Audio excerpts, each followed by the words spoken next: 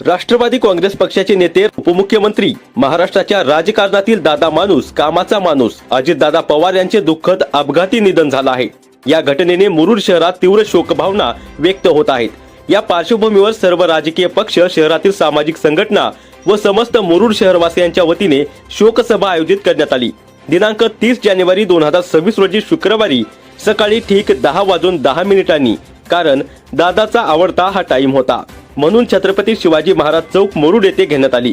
यावेळी मुरुडच्या सरपंच, उपसरपंच, ग्रामपंचायत सदस्य, अनेक पक्षांचे नेते, सामाजिक कार्यकर्ते, नागरिक मोठ्या प्रमाणावर उपस्थित होते। ज्या दिवशी ही दुःखद घटना घडली त्या दिवशी सर्व व्यापारी नागरिकांनी मिळून गाव बंद करण्यात आले होते। यावेळी अनेकांनी आपल्या भावना व्यक्त करून डोळ्यातील अश्रू आवरत दादांना आदरांजली अर्पण केली। रिपब्लिक महाराष्ट्र न्यूज साठी मुरुड प्रतिनिधी अजय आलटे। आपले फडणवीस साहेब असतील, आदरणीय दादा असतील, आदरणीय शिंदे साहेब असतील, सर्व पक्षांच्या नेत्याच्या माध्यमातून त्या ठिकाणी या 4 पदीकरणाला त्या ठिकाणी मंजुरी मिळालेली आहे। असे अनेक कामं त्यांनी या ठिकाणी केलेले आहेत। 10:10 भेटलेला आहे। दादांचा सगळ्यात आवडता कुठलं काम होतं तर ते 10:10 ही वेळ अतिशय महत्वाची होती आणि ते 10:10 या ठिकाणी झालेले आहेत। ते सर्व मान्यवरांना पहिल्यांदा मी या ठिकाणी अशी विनंती करतो की सुरुवातीला सरपंच येत आहे तर तोपर्यंत सुरुवातीला मी या ठिकाणी आमचे लक्ष्मीकांत तोडले यांना अशी म्हणतो की ती आपण दादाकडे अनेक वेळा गेलेला आहात। मला माहित आहे तुम्हाला फार दुःख झालेलं आहे, पण 2 मिनिटात या ठिकाणी तुम्ही त्यांना श्रद्धांजली व्हायची ही लावला जातो।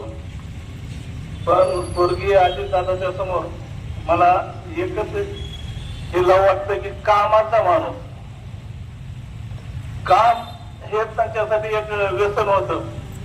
हे सकाळी 6 वाजेपासून ते रात्री 12 वाजेपर्यंत मी त्याचा एक स्वतः साक्षीदार आहे की मला सकाळी 6:15 टाइम दिला होता एकदा।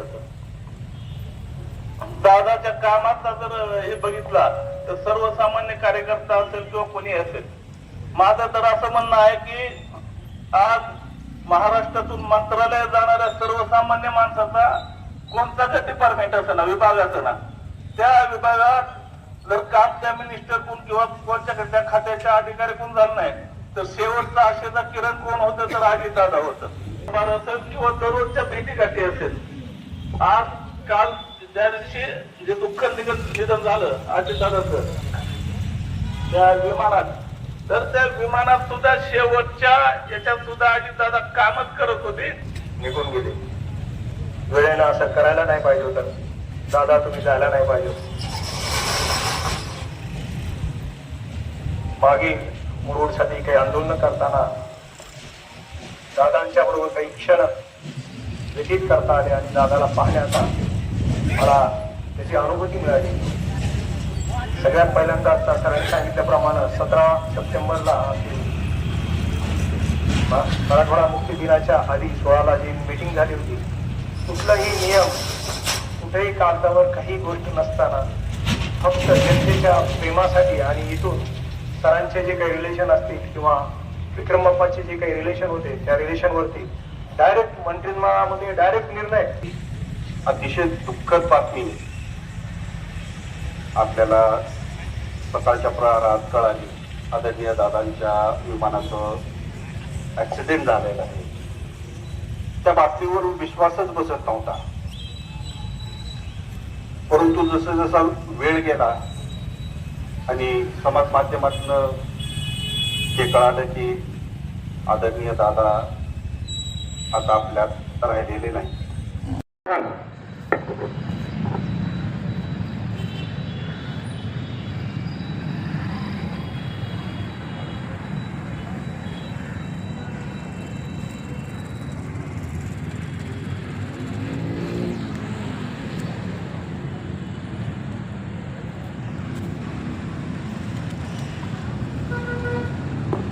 ओम शांती।